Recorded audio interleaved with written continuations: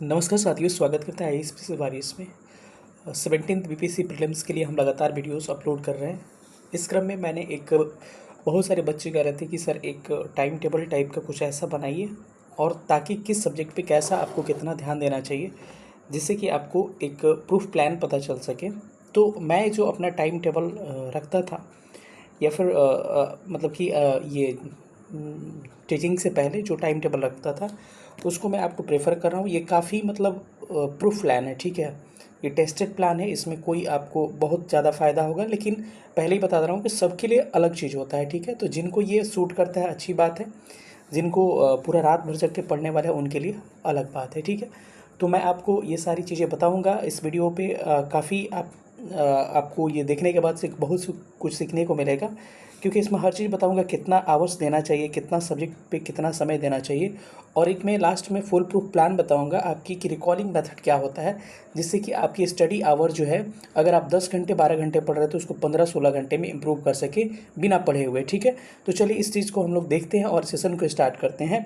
और सबसे पहले मैं एक बात बताऊँ आपको कि याद रखिएगा साथियों, कि कहा जाता है कि दुनिया में 98% लोग ऐसे हैं जो कि अपना एवरेज ज़िंदगी गुजारते हैं। तो अगर आपको भी अपना एवरेज ज़िंदगी गुजारना है तो फिर मेहनत मत करिए, नहीं तो 45 डेज़ बचे हुए हैं, 1-2 दिन छोड़ के यात्रा वगैरह का, तो उसमें जी जान लगा दीजिए। निश्चित रूप से अगर आपने पढ़ाई नहीं भी किया है, अगर इतना करिएगा, अगर फ्रेशर हैं आप, या फिर आप नया स्टार्ट कर रहे हैं, या फिर आप पढ़े हुए हैं या प्रीलिम्स से रुक रहा है, तो इतना करिए, इतना समय दीजिए। 1.5 महीने में कुछ नहीं हो जाएगा आपका, कोई मरता नहीं है पढ़ के, एकदम निश्चित रूप से आपको सफलता मिलेगी। रही बात जॉब वाले कहेंगे सर इतना टाइम हमको नहीं मिलता है, तो जॉब के लिए मैं अलग एक वीडियोस अपलोड करूंगा, जिसमें कि कितना समय उनको देना है, और कैसे मतलब जो रेगुलर स्टडी कर रहे हैं या फिर जॉब में जो नहीं है वर्किंग पर्सन, उनको कैसे बीट करें, वो चीज़ मैं उसमें बताऊंगा। ठीक है, चलिए सेशन को स्टार्ट करते हैं। और आपको अच्छे से पढ़ाई करना है, निश्चित रूप से रिजल्ट होगा। वीडियो को लास्ट तक देखिएगा, और इस चैनल पर आपके हर तरह के स्टडी वीडियोज़ उपलब्ध हैं। 17 बीपीएससी फ्री ऑफ कॉस्ट में इस पर सारे वीडियोस अपलोड कर रहा हूँ। तो जो लोग नए होंगे चैनल को सब्सक्राइब करिए, पुराने लोग अधिक से अधिक सेशन को शेयर करिएगा। अभी मैंने टोटल 12 घंटे का आपका स्टडी आवर्स बनाया है। मैं ज़्यादा 10-12-15 घंटे वाला मैं नहीं आपको प्रेफर करता हूँ कभी, लेकिन हाँ, अंतिम समय में है, आपको 10-12 घंटे कम से कम अभी देना पड़ेगा, अगर आप वर्किंग पर्सन नहीं है तो, ठीक है तो उनके लिए अलग मैं बताऊँगा। तो कम से कम अभी लास्ट टाइम है, मात्र 45 डेज़ बने हैं। इसमें आपको टेस्ट सीरीज़ भी लगाना है, आपको इसमें रिवीजन भी करना है, इसमें नया पढ़ना भी है, तो बहुत सारी चीज़ें हैं, तो इसमें आपको ठीक से करना पड़ेगा, तो समय थोड़ा सा आपको ठीक ठाक देना पड़ेगा। इस क्रम में सबसे पहले मैं लगभग 12 घंटे का टाइम टेबल बनाया हूँ। मॉर्निंग में लगभग 6 बजे के करीब में अपना उठ जाइए, और उसके बाद से फ्रेश वगैरह होके 6 बजे लगिए, और 6 से 9 का जो समय होता है ना, नहा वहा के बैठिए पढ़ने, ये ज़्यादा मतलब अच्छा होता है, फ्रेश माइंड रहता है। 6 से 9 का जो समय होता है, रात में अच्छे नींद लिए रहिएगा, तो 6 से 9 के समय में इतना अच्छा एफिशिएंसी आता है कि उतना 5 घंटे में एफिशिएंसी नहीं आएगा जितना आपने 3 घंटे में खींच दीजिएगा सब्जेक्ट।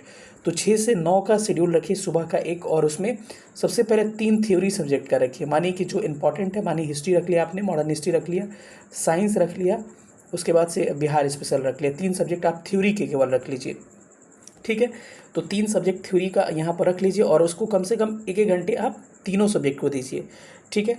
उसके बाद से क्या करना है कि आप ये 3 घंटे आपने स्टडी कर लिया, 1-1 घंटा थ्योरी पे दीजिएगा, तो ठीक ठाक आपके सिलेबस कवर हो जाएंगे, ठीक है। उसके बाद से क्या करना है कि आपको फिर नून वाले सेशन में क्या करना है, 11 से लेकर 1 बजे तक, 11 से लेकर 1 बजे तक आपको तीनों सेक्शन का प्रैक्टिस करना है।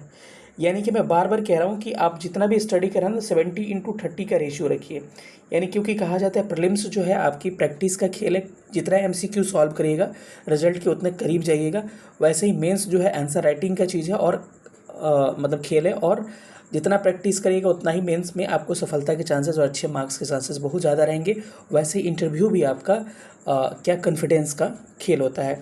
तो 70:30 का रेशियो रखिए, यानी कि 70% अगर आप क्या करते हैं, 30% आप अगर पढ़ते हैं तो 70% उसका प्रैक्टिस करिए बार बार, ठीक है। क्योंकि लास्ट समय में प्रैक्टिस, अगर 70% प्रैक्टिस करें, हाँ जो टेस्ट सीरीज लगाइए वो भी प्रैक्टिस के अंतर्गत ही आएगा। या फिर कम से कम 60-40 का रेशियो रखिए, अगर 40% पढ़िए तो 60% क्वेश्चन प्रैक्टिस करिए, क्योंकि एग्जाम में आपसे थ्योरी नहीं पूछेगा कि ये क्या होता है लिख के दिखाइए, नहीं, आपको ऑप्शन टिक करना है, वहाँ क्वेश्चन ही आपको सॉल्व करना है। तो नॉन सेशन में आपके 3 घंटे प्रैक्टिस का सेशन होना चाहिए, जिसमें कि 1-1 घंटे जो है 2 घंटे में तीनों सब्जेक्ट का अपने हिसाब से 40-45 मिनट टाइम मैनेज करके जो आप पढ़े हुए हैं उसके क्वेश्चन का आपका प्रैक्टिस यहाँ पर कर लीजिएगा, क्योंकि दोपहर में थोड़ा सा आदमी सुस्त भी पड़ जाता है, या क्वेश्चन प्रैक्टिस करेगा तो नींद वगैरह नहीं आएगी। ठीक है, तो दूसरा एक सेशन हो गया। तीसरा आपका इवनिंग शिफ्ट हो गया। इवनिंग शिफ्ट में अब देख क्या करिए, यहाँ 6 से 9 आपने पढ़ा था, यहाँ 2 घंटे का रेस्ट लीजिए, खाना वाना खाइए, ब्रेकफास्ट वगैरह करिए, उसके बाद से टहलिए वगैरह थोड़ा बहुत, फिर उसके बाद 11 से लगिए। अब 1 बज गया, 1 बजे के बाद से थोड़ा सा अगर सोते हैं, दिन में कई लोग सोते हैं, कई लोग नहीं सोते, तो 1-2 घंटे यहाँ पर आप रेस्ट कर लीजिए, फिर 3 से स्टार्ट करिए। 3 से 6 के बीच में क्या करना है, आपको करंट अफेयर्स को पढ़ना है, क्योंकि करंट अफेयर्स को अच्छा टाइम देना पड़ेगा, क्योंकि इसमें बिहार का भी करंट है और नेशनल इंटरनेशनल इंटरनेशनल रिलेशंस वगैरह भी है, तो थोड़ा सा इसका वीक सेक्शन है। तो यहाँ करंट का आप क्या करना है, पढ़ना भी है करंट, और करंट का क्वेश्चन भी प्रैक्टिस आप कर सकते हैं बुक से, पीछे उसमें दिया रहेगा एरिटेरिया, एसपीडी, इस तरह की किताबों में। ठीक है, बाकी मैं अपने करंट के लिए पर मंथ इस प्रतियोगिता दर्पण का आपके स्टार्ट कर रहा हूँ। एक मंथ का एक दिन में आपका जितना प्रतियोगिता दर्पण का इंपॉर्टेंट क्वेश्चन है सब आपको MCQ के फॉर्म में आपको करवा दूंगा। ठीक है, नाइट का शिफ्ट आपका यहाँ आपने 6 बजे कर लिया, 1-2 घंटा टहलिए, घूमिए फिरिए, कोई दिक्कत नहीं। खाना पीना खाना है तो पहले खा लीजिए, नहीं तो इसी में बीच में टाइम निकाल के खा सकते हैं। 8 से 12 के बीच में आप या तो कोई मॉक टेस्ट दीजिए, प्रैक्टिस करिए टेस्ट सीरीज़ का, या फिर अगर टेस्ट सीरीज एकदम नया है तो आप PYQ बनाइए। अगर PYQ आपने बना लिया है तो टेस्ट पे फोकस करिए। ठीक है, या फिर आप टेस्ट भी दे रहे हैं तो टेस्ट का एक्सप्लेनेशन करना, टेस्ट देना, उसके बाद से PYQ, ये काफ़ी ज़रूरी है। तो इस प्रूफ प्लान को आप यूज़ करिए, आपको निश्चित रूप से फ़ायदा मिलेगा। और हाँ, एक बात और है कि एक और प्लान मैं बता रहा हूँ, इसको आजमाइएगा आप लोग। स्क्रीन पे दिख रहा होगा रिकॉलिंग मेथड। रिकॉलिंग मेथड इतना इंपॉर्टेंट है कि आप जो पढ़े हैं ना, मानिए कि आपने बीच में जो टाइम में बोला कि 9 बजे तक सुबह में पढ़ लिए, 6 से 9, और बीच का जो समय मिला 2 घंटे का, अब उसमें टहलिए वो लिए, या फिर शाम में भी मैंने बोला था 6 बजे तक पढ़ लिए, 2 घंटा, 8 बजे तक टहलिए वगैरह। तो उसमें आपको रिकॉल करना है कि 1857 की क्रांति का नेतृत्व हुआ था, तो उसमें सर ने बताया था कि इलाहाबाद में किसने नेतृत्व किया था। ये रिकॉलिंग मेथड ना न्यूरॉन्स को एक्टिव करते हैं, न्यूरॉन्स को एक्टिव करेंगे तो जितना माइंड आपका जोर डालिएगा उतना ही आपका ज़्यादा काम करेगा। तो कम से कम रिकॉलिंग मेथड को आपको यूज़ करना है कि जो पढ़े हैं उसको माइंड मैपिंग करिए, और जो चीज़ बीच में भूल रहे हैं, मानिए कि आपको पूछा गया कि आंग्ल मैसूर युद्ध के समय कौन गवर्नर जनरल था, प्रथम आंग्ल मैसूर, याद नहीं आया, तो क्या करिए, पेज पे नोट कर लीजिए कि हाँ, कहीं देख के फिर से उसको फिर एक बार याद करिए, फिर अगली बार रिकॉल करिएगा। ऐसे क्या होगा ना, हर चीज़ें आपको दिमाग में आती जाएंगी। आपको पता होगा कि किसी चीज़ को पहले से आप सोच के रखते हैं, मैं आपसे कहूँ कि हाँ इसके बारे में बोलिए, काफ़ी अच्छा आप स्पीच दे सकते हैं, लेकिन डायरेक्ट पूछा जाए तो नहीं। यही हाल होता है पढ़ाई में। तो रिकॉलिंग मेथड बड़ा इंपॉर्टेंट है, थोड़ा सा इसको आप फॉलो करिएगा, निश्चित रूप से आपको बहुत बेनिफिट मिलने वाला है।